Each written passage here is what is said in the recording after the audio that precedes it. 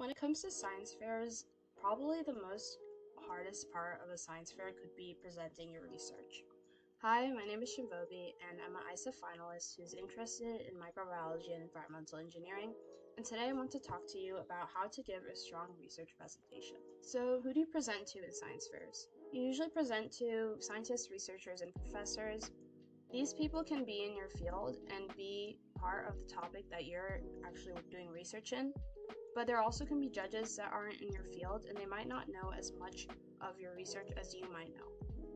Now, here are the main methods to presenting at science fairs. One is memorization and the other is freehanding. So memorization, it's in the name. You would create the script of your own and then present it word by word to your judge.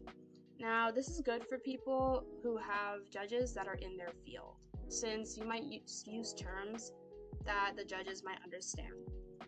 Now, this is also easier if you have stage fright, since you don't have to think about words on the spot. An issue with memorization is this can bore the judge, since if you just think about it as a memorization of a script, your voice can be monotone and this can bore the judge out. And this can also be perceived that you didn't do your project, since they might, as walking around, they might hear a presentation and notice that it's repetitive and think that this might not be your project. Another method that you can do is freehanding, where you just state your research and the methodology in your process as you go.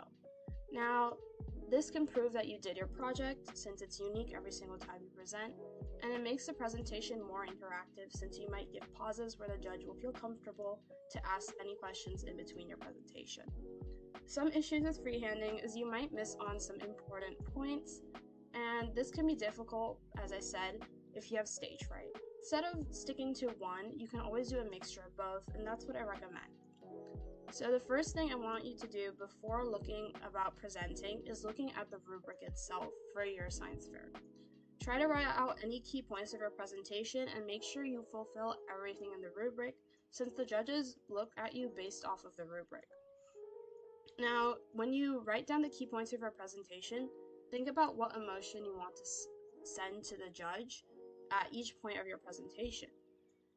And then write your presentation in layman terms. And the reason you want to do this is, once again, some of the judges might not know anything about your field of research, and by writing it in layman terms, it helps the judge feel more comfortable to critique and ask any type of questions. Body language is also an important part of presenting. It's important to make sure that you're standing up tall and you're not always slumped down, and be mindful of any posture. Don't tense up, since any type of body language you show, the judge will imitate. So the more stiff you are, the more stiff they'll feel with you. Another thing is that no unnecessary or repetitive movement. Please do not repeat the same movements throughout the presentation, since the judge will soon notice that your movements are unnecessary and they're not helping with the presentation, and this can actually help them to kind of zone out. A helpful part of using body language is emphasizing important points that you want to show to the judge. For example, if you have a critical data point, like 20 million of something, you want to either point or do a certain body language. Now, how should I prepare for my presentation? What you want to do is create a pitch about your presentation that's 30 seconds, 2 minutes, 5 to 7 minutes, and then 10 minutes. Now, each one of these presentations won't hold everything your 10-minute presentation might hold. For example, 30 seconds, you would state your problem and your solution to it, whereas a 10-minute presentation, you would focus on your problem, the methodology you went through, and the results you got based off of experiments, and then your solution at the end. And the reason that I recommend this is because some judges might come up to you and simply say, I want a 30-minute spiel of your presentation, and you have to know how to do that to impress the judges, and also make sure that the judges won't doubt your credibility in the presentation that you're doing. So our next step is handling Q&As. Q&As usually happen after you give any type of presentation, and these are probably one of the most important parts of their presentation, since the judge tests how you can respond to difficult questions and how well do you do your research.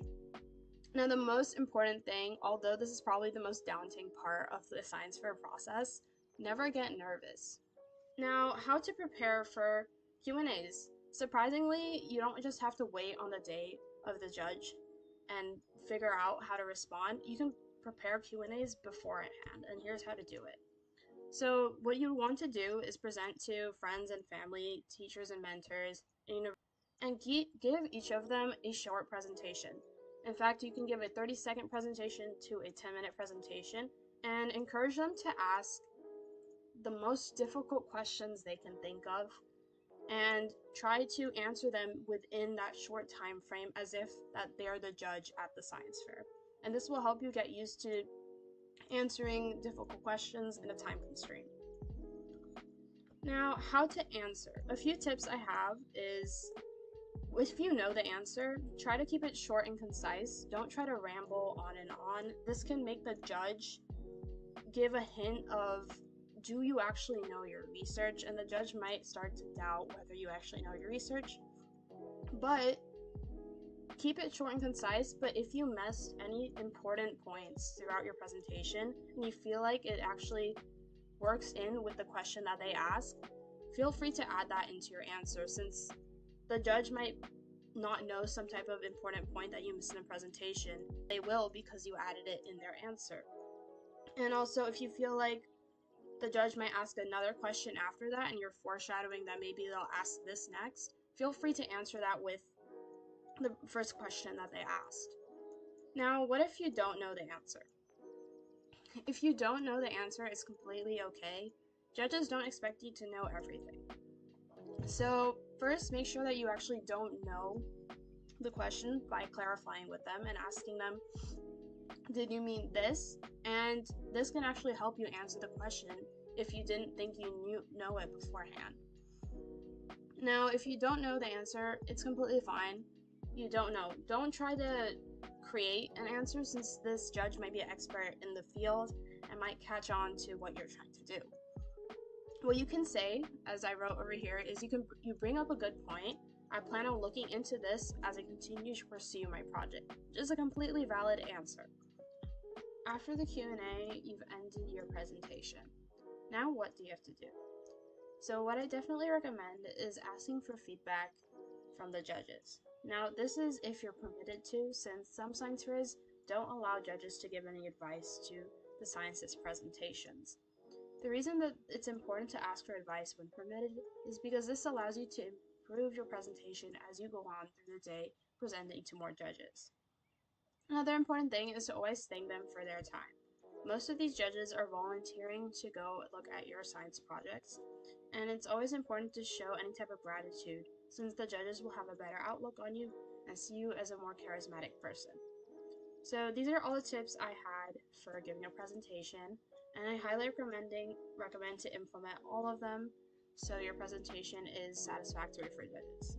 And I wish you the best of luck in any future presentations you'll give.